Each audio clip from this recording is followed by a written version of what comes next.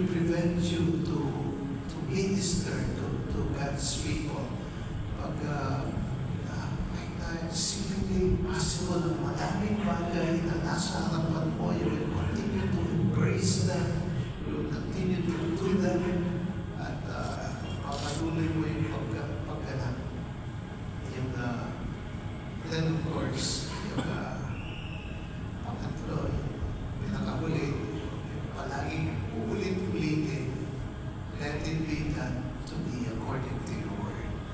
Mangyari nawa sa akin. Kaya ko yung anniversary nila ngayon, it's not just an occasion to recall the past, but it is an occasion to review the